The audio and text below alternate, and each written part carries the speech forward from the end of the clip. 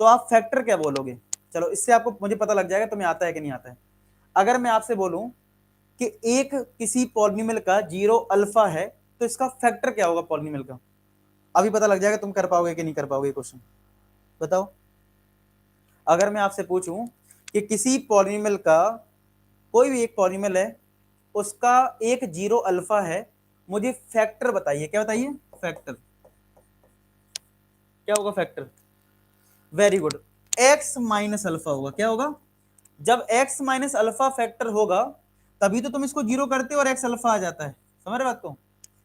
तो यहीं से बस कॉन्सेप्ट पकड़ में अब आएगा। क्या लिखा है कि एक क्वाड्रेटिक पॉलिनोमियल है, ठीक है, वो 0 कब होती है? Only at x equal to -1। तो एक्स की वैल्यू ही तो 0 होती है।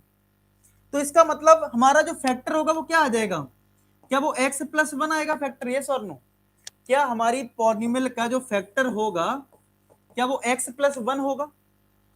तभी तो जिसको जब 0 करोगे तभी तो तुम्हें x की वैल्यू -1 मिलेगी। यस और नो? बात समझ में आ रही है कि नहीं आ रही? क्या आपको ये लॉजिक समझ में आ रहा है? क्या आप ये लॉजिक पकड़ पा रहे हो कि अगर किसी पॉलिनोमियल का जो 0 है वो -1 है तो फैक्टर क्या होगा? x+1 ही तो होगा। अच्छा, ये एक क्वाड्रेटिक पॉलिनोमियल है, ये एक क्वाड्रेटिक पॉलिनोमियल है, तो इसके दो जीरोस होने चाहिए। और ये क्या कह रहा है कि 0 इसी पॉइंट पर है, इसी सिर्फ -1 पे। इसका मतलब ये होल स्क्वायर होगा, तभी तो -1 ही मिलेगा दोनों पे आंसर, क्योंकि 0, अब सीधी बात है, अगर क्वाड्रेटिक है तो दो जीरोस होंगे। अब ये बोल रहा है जीरोस जो हैं वो दोनों इसी पे मिल रहे हैं, -1 पे, तो यानी कि होल स्क्वायर हो रहा होगा, तभी दोनों में -1 आ रहा होगा। अच्छा, तो हमारी जो पॉलीमेल होगी वो दिस होगी। अच्छा, आप मुझे एक बात और बताओ, अगर मैं लिखूं ट्वाइस ऑफ x+1 का whole square, thrice of x+1 का होल स्क्वायर, ये भी 0 के बराबर, ये भी 0 के बराबर, इन दोनों में x की वैल्यू सेम मिलेगी या डिफरेंट मिलेगी? जरा कमेंट सेक्शन बताओ, जरा बताओ कमेंट सेक्शन में कि इन दोनों में x की वैल्यू सेम मिलेगी या डिफरेंट मिलेगी? बताओ जरा कमेंट सेक्शन में।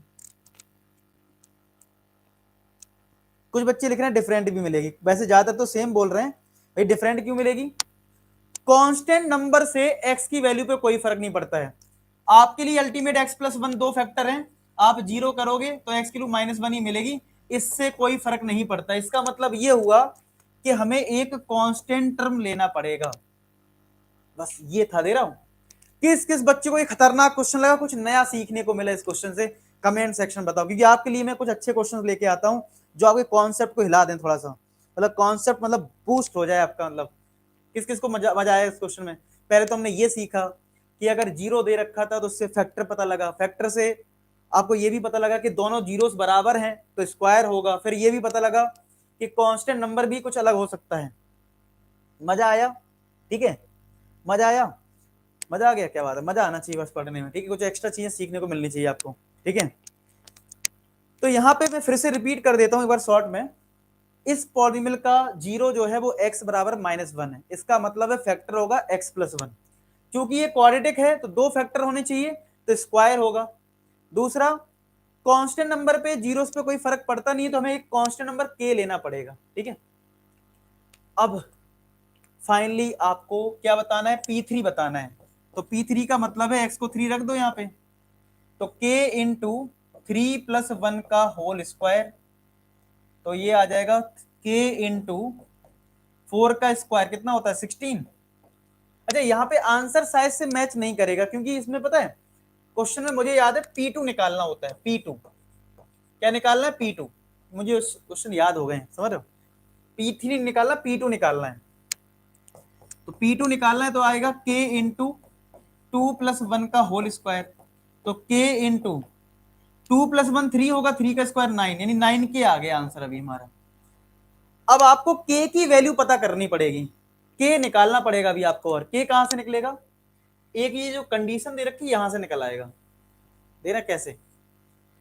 देखो, अगर आपका px ये है, अगर आपका px जो है k टाइम्स ऑफ x+1 का होल स्क्वायर है, तो अगर मैं x को यहाँ पे -2 रख दूं, x को यहाँ -2 रख दूं, तो k इंटू -2+1 का होल स्क्वायर, तो p -2 की वैल्यू कितनी है, 2 है, तो ये 2 हो गया, और -2 + 1 -1 का स्क्वायर हो गया, तो 2 × k × 1, तो k बेटा 2 आ जाएगा कि नहीं आ जाएगा, तो 9 × 2, क्या ये 18 आंसर आ जाएगा। ए पार्ट बताओ जरा कमेंट सेक्शन में, क्या ए पार्ट आ गया,